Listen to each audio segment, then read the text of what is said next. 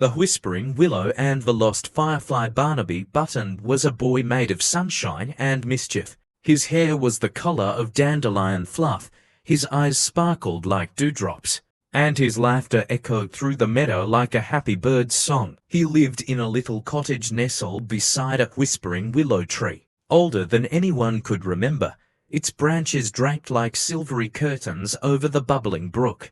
One warm summer evening, Barnaby discovered a tiny, flickering light nestled amongst the willow's roots.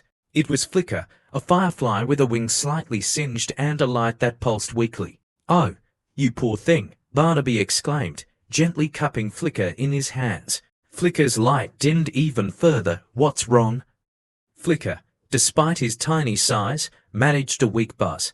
I'm lost," he whispered, his light flickering like a dying candle. "I was chasing a particularly luminous moonflower, and I flew too far." Barnaby knew just what to do. He carefully placed Flicker on a dandelion head, a soft, fluffy throne for the weary firefly. "Don't worry, Flicker," he said reassuringly. "We'll find your way home." Their journey began under the watchful gaze of the Whispering Willow. The willow, it seemed, had a story to tell. As Barnaby and Flicker travelled, its leaves rustled secrets in the evening breeze.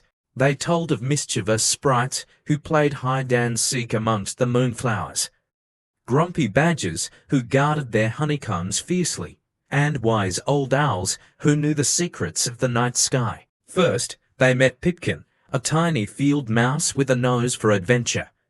Pipkin, sensing Barnaby's kindness, offered to guide them through the tangled bramble patch, warning them of thorny prickles and sneaky spiders. Next, they encountered a family of hedgehogs, their spines bristling with curiosity. The mother hedgehog, after hearing Flicker's plight, gifted them a dewdrop-laden leaf, its moisture refreshing Flicker's tired wings. As they journeyed, Barnaby learned that the moonflowers weren't just pretty. They were a beacon for the fireflies, guiding them home. But the moonflowers were scattered across the meadow, and finding the right one was like finding a single star in the vast night sky. The Whispering Willow's leaves continued to whisper, sometimes offering helpful directions, other times telling enchanting tales that kept Barnaby and Flicker's spirits high. They learned about the moon's magic, the stars' twinkling secrets, and the importance of friendship.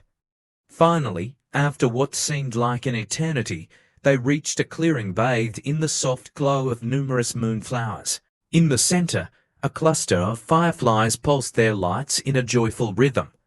Flicker's light brightened considerably. He zipped towards the other fireflies, his tiny body glowing with renewed energy. His family greeted him with joyous buzzes and flashes, their lights dancing in a celebration of his safe return. Barnaby watched, a warmth spreading through his heart. He felt a pang of sadness at saying goodbye, but also a deep sense of accomplishment. He had helped a lost friend find his way home, all thanks to the whispers of the willow and the kindness of creatures big and small. As Barnaby walked back to his cottage, the Whispering Willow rustled its leaves in farewell, a gentle breeze carrying the faint sound of happy firefly songs. Barnaby knew that even though he was alone, he wasn't truly alone. He had friends everywhere, even in the rustling leaves of an ancient willow tree. And that, he realized, was the most magical adventure of all.